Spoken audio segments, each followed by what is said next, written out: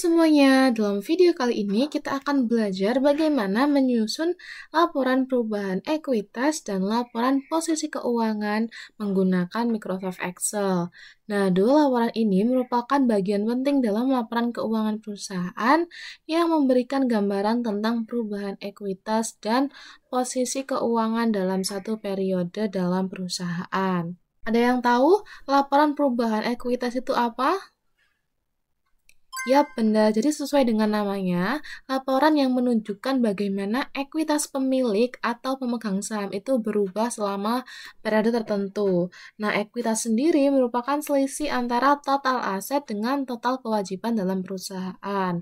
Ada beberapa komponen dalam laporan perubahan ekuitas. Yang pertama adalah saldo awal ekuitas. Nah, ini tuh berisi saldo ekuitas pada awal periode. Kemudian yang kedua adalah laba atau rugi bersih. Laba bersih dihasilkan perusahaan selama periode tersebut akan menambah ekuitas, sedangkan rugi bersih akan menguranginya.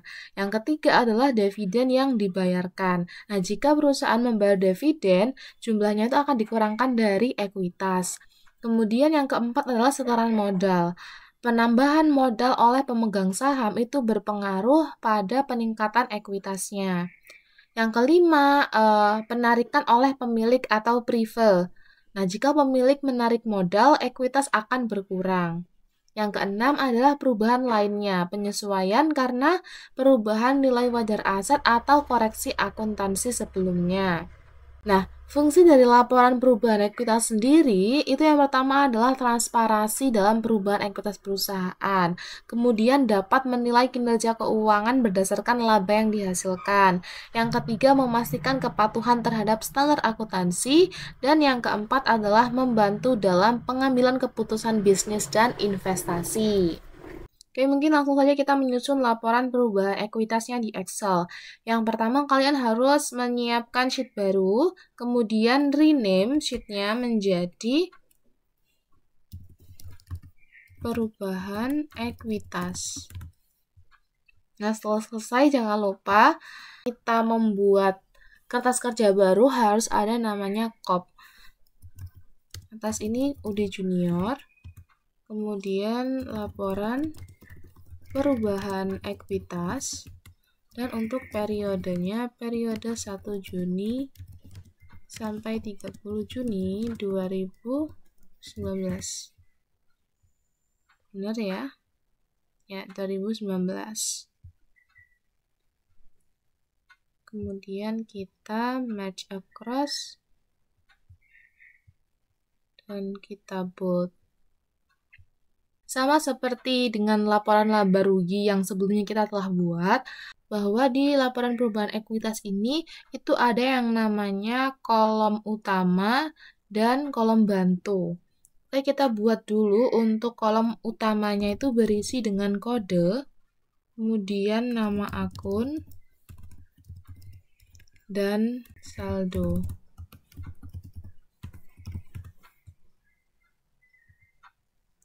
Nah, untuk kolom bantunya itu sama KP debit, KP kredit, dan saldo normal.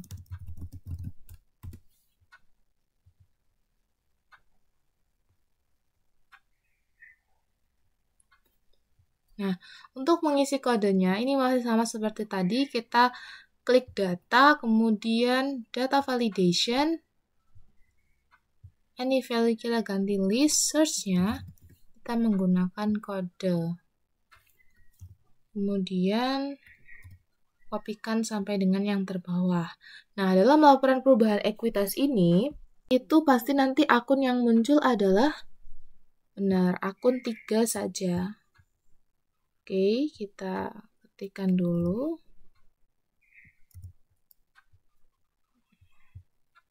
Untuk nama akunnya ini kita bisa ketikkan untuk rumusnya yaitu sama dengan if error, kemudian index, kita ketikkan nama akun, kemudian match, klik yang sel B7, ketikkan kode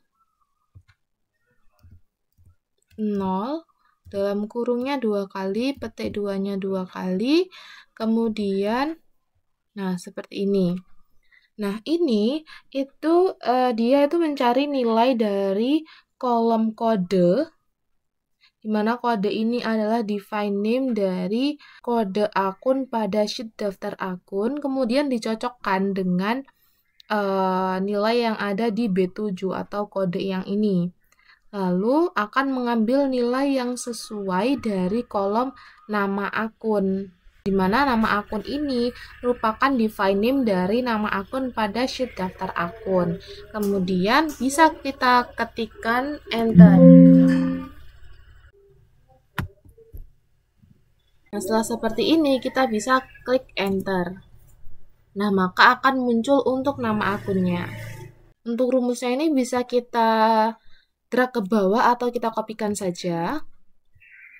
Nah, karena di laba rugi ini tadi itu kita bisa mengetahui bahwasannya pada periode ini perusahaan mengalami rugi bersih, maka dari itu di laporan perubahan ekuitas itu tidak muncul kode 400 atau laba tahun berjalan. Oke, selanjutnya itu kita akan mengisikan untuk kolom bantunya ini.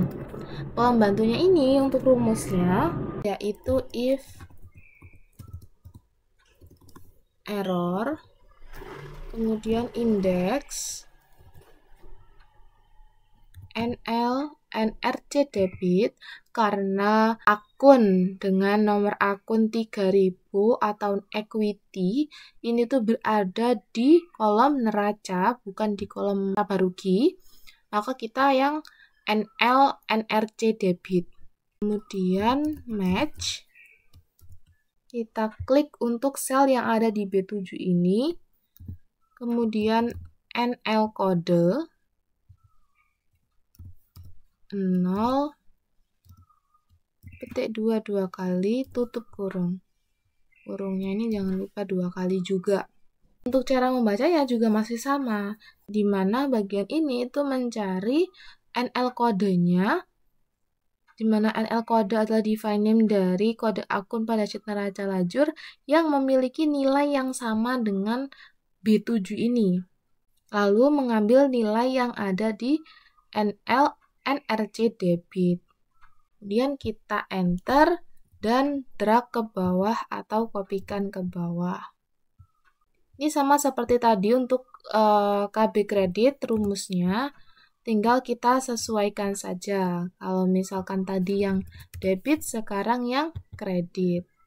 Dan kita enter.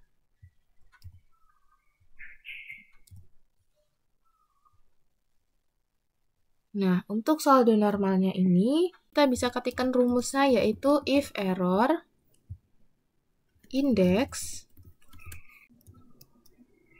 NLSN,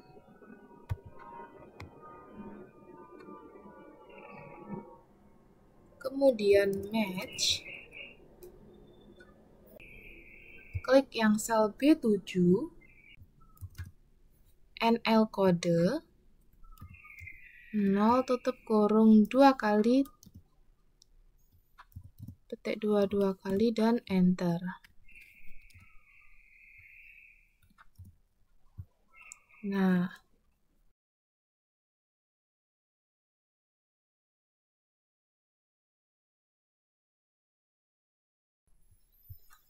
untuk saldonya ini, kita memakai rumus if error, kemudian if,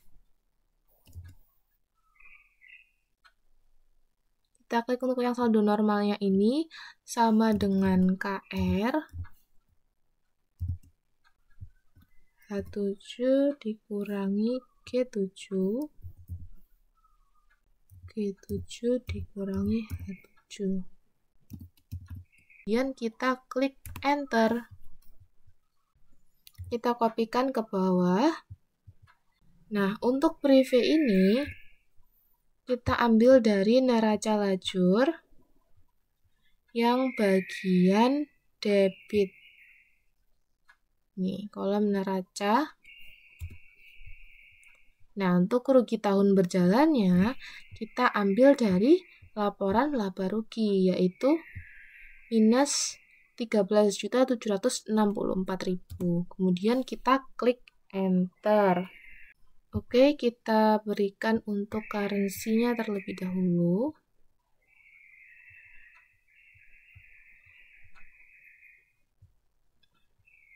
Nah, setelah itu, dia akan menghasilkan perubahan ekuitas. Nah, cara mencari perubahan ekuitas itu jika perusahaan mendapatkan laba, maka tambahan investasi tahun berjalan ditambah dengan laba bersih dikurangi prive atau dividen. Tetapi jika perusahaan mengalami kerugian, maka tambahan investasi tahun berjalan dikurangi rugi bersih dikurangi prive dan dividen. Nah, untuk menjumlahkannya kita dapat menggunakan rumus sum. Dan ini dijumlahkan. Nah, akan muncul hasilnya seperti ini. Setelah selesai, kita akan ketemu yang namanya modal akhir. Ingat bahwa tadi jika laba itu akan menambah modal, tetapi jika rugi akan mengurangi modalnya.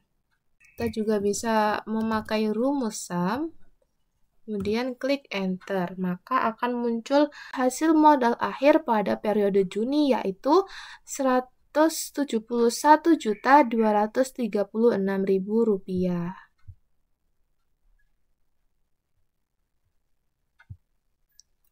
Oke, jangan lupa untuk tabel bantunya ini agar terlihat lebih rapi, kita grupkan. Klik data, kemudian klik yang grup.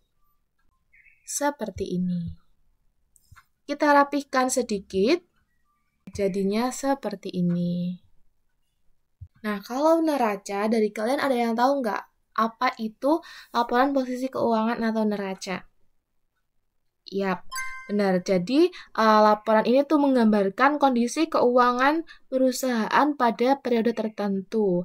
Nah, laporan neraca ini atau laporan perubahan posisi keuangan itu terdiri dari 3 bagian utama, yaitu aset, liabilitas, dan ekuitas. Nah, aset ini itu dibagi menjadi 2 juga, yaitu aset lancar dan aset tetap. Aset lancar itu contohnya seperti kas, piutang, persediaan, sedangkan aset tetap contohnya seperti tanah, bangunan, peralatan. Nah, kemudian liabilitas. Liabilitas juga dibagi menjadi 2, yaitu liabilitas jangka pendek dan liabilitas jangka panjang. Di mana jangka pendek contohnya seperti utang usaha, utang pajak, sedangkan utang jangka panjang adalah utang obligasi, utang hipotek, seperti itu. Dan yang ketiga adalah ekuitas, di mana ekuitas ini adalah modal pemilik dan laba ditahan. Fungsi dari laporan posisi keuangan sendiri itu yang pertama dapat menggambarkan kesehatan keuangan perusahaan. Yang kedua menjadi dasar untuk menganalisis keuangan dan pengambilan keputusan serta memastikan kepatuhan terhadap standar akuntansi. Oke, langsung saja kita menyusun laporan posisi keuangan atau laporan neraca di Excel. Yang pertama kalian juga harus menyiapkan sheet baru, kemudian rename dengan nama neraca. Jangan lupa untuk membuat kopnya, yaitu UD Junior, kemudian laporan posisi keuangan periode 1 Juni sampai 30 Juni 2019.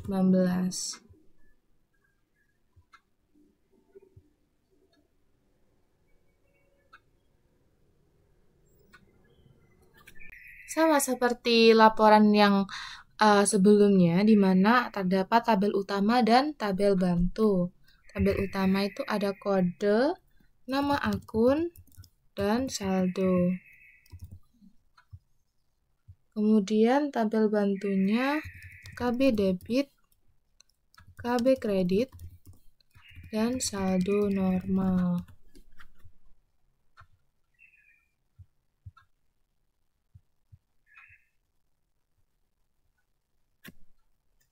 Untuk kodenya masih sama, kita menggunakan drop-down list, klik data, kemudian benar, data validation, ini value kita ganti dengan list source-nya yaitu kode.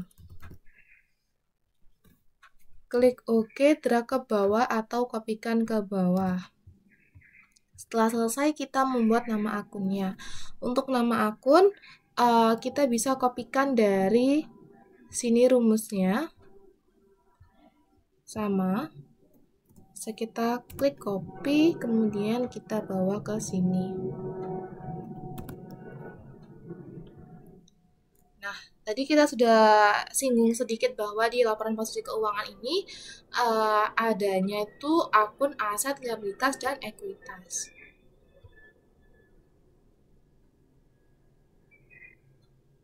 Ini kita sesuaikan di B7 kodenya. Nah, maka akan muncul seperti ini. Ini kita kopikan saja ke bawah. Kemudian kita pilih akun yang dibutuhkan. Seperti ini. Kemudian kita tuliskan di sini sebentar.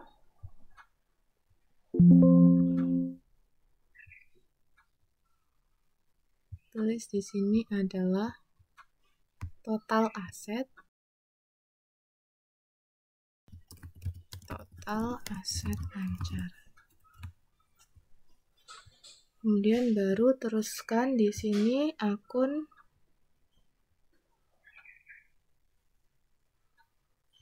Rp200. Setelah itu di sini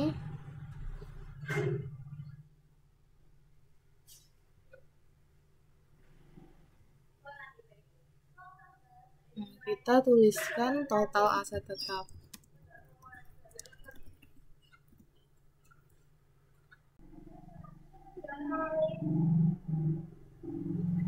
Di sini total aset. Kita rapihkan.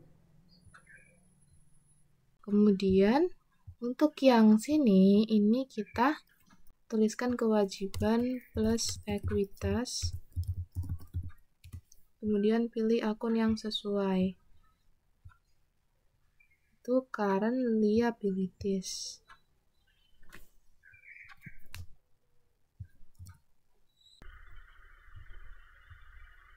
Kemudian kita tulis lagi total kewajiban jangka pendek.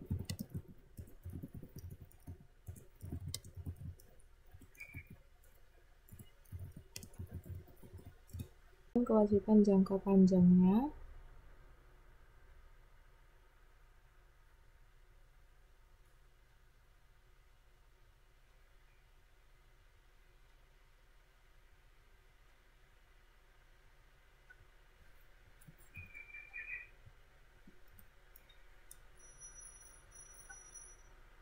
Nah, setelah selesai, kita ketikkan total kewajiban jangka panjang. Terus total kewajiban. Baru kita isikan untuk equity-nya. Kita kopikan untuk rumusnya. Kita pilih akun 3. Nah, setelah selesai,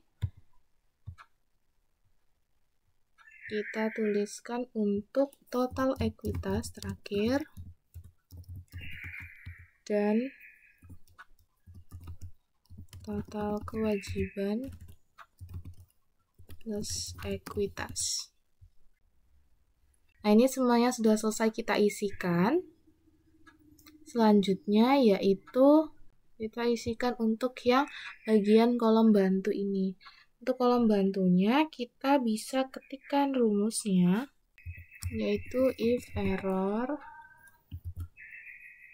index NL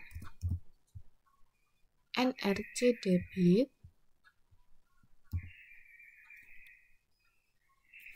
match, klik yang sel B9, kemudian NL kode 0, tutup kurung 2 kali, petik 22 kali, dan nah ini kita belum kasih titik 2, nah dan enter. Nah, setelah selesai kita bisa kopikan ke bawah. Kemudian untuk KB kreditnya ini masih sama rumusnya, jadi kita copy saja, tinggal kita sesuaikan kalau ini bukan debit tetapi kredit.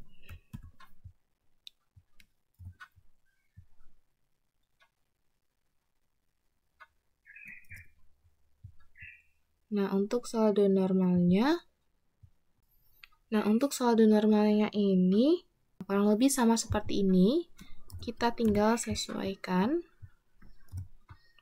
bahwa di sini bukan NL, NRC, tetapi kita memakai yang NLSN dan enter. Nah, maka akan muncul seperti ini. Tinggal kita kopikan sampai dengan yang paling bawah.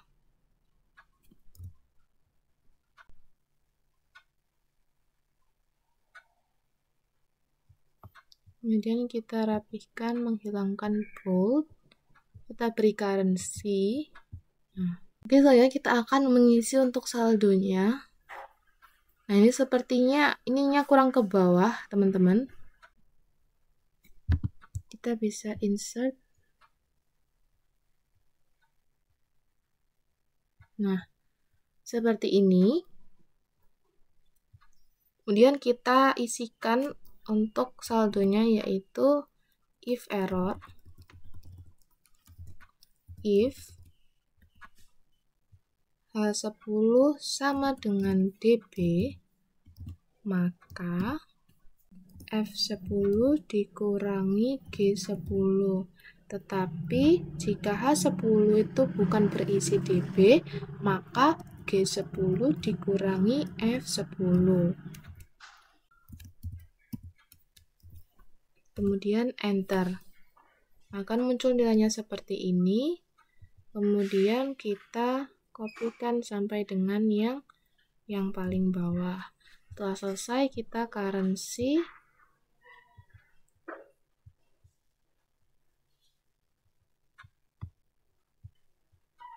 Nah, kemudian untuk total aset lancarnya bisa kita ketikkan rumusnya yaitu sum.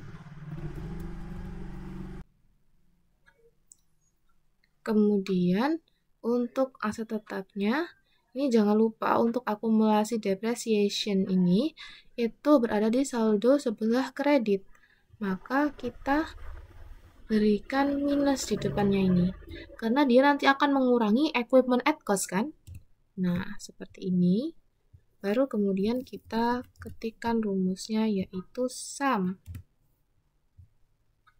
Total asetnya ini ditambah dengan ini. Nah, kemudian sama untuk total kewajiban jangka pendek kita bisa menggunakan sum. Kewajiban jangka panjang juga sum. Untuk total kewajibannya sama caranya, yaitu D33 ditambah dengan D37. Total ekuitasnya kita masih memakai sum. Nah, kemudian untuk rugi tahun berjalannya, ini tuh tidak memakai rumus ini, tetapi kita bisa langsung ke laporan laba rugi, kemudian klik yang ini. Nah, untuk kewajiban plus ekuitasnya itu didapat dari D38 ditambah dengan D47. Maka akan menghasilkan seperti ini.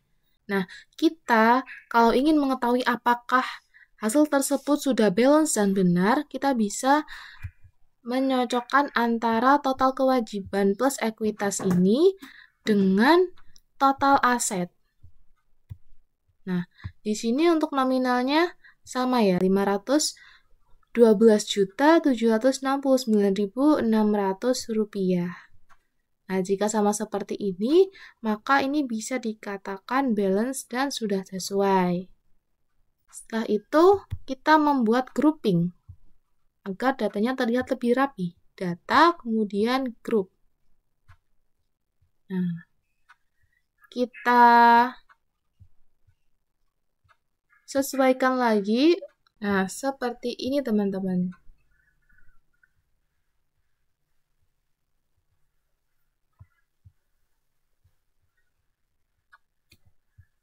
Nah, sekarang kita sudah berhasil untuk menyusun laporan perubahan ekuitas dan laporan posisi keuangan di Excel. Terima kasih semuanya sudah menonton. Jangan lupa like, subscribe, dan nyalakan loncengnya untuk video tutorial Excel akuntansi lainnya. Sampai jumpa di video berikutnya.